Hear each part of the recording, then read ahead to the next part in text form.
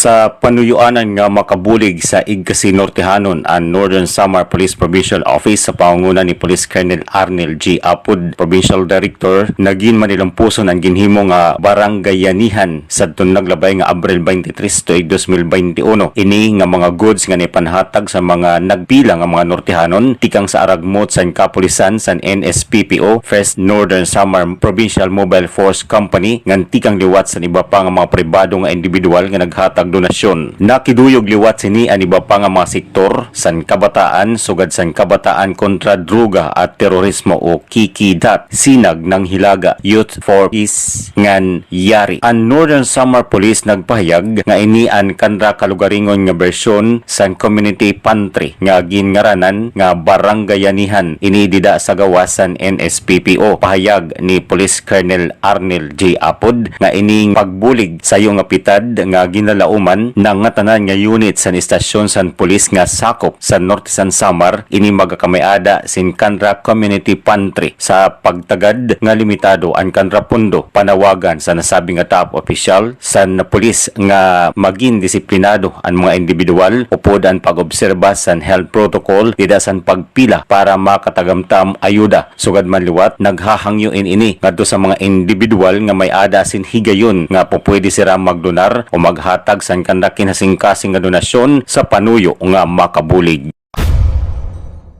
Ini sa pagtagad sa pitad san provincial government kontra san COVID-19 diin si Katarman Mayor Francisco Rosales Jr. nanguna san meeting san naglabay nga Abril 24 tuig 2021 kaging kondukto didto sa Katarman Freedom Park kabahin sa mga plano nga preparasyon para san COVID-19 vaccination sa sentro nga bungto sa Norte San Samar an Katarman. Ang nasabing nga meeting nagtutumoyo nga igtama ang mga misinformation o diri tamang impormasyon nga nababaruan sa Katarmananon kontra sa bakuna. Sugad man ang pag-encourage o pag-aghat sa mga constituents o Katarmananon nga magpartisipar sa sini nga libre nga vaccination program para mapuypoy ang makamaratay nga virus. Sa nasabi nga katitirok ang mga partisipante sin sini Katarman barangay officials, civil society organizations, senior citizens, representative san academe, municipal information officers ngan local media. Lain pa kan Mayor John Rosales nag-attender liwat sin sini si Vice Mayor Bots Bonzol, Municipal Administrator Renato Isidira ngan Municipal Health Officer Merna Troncoso.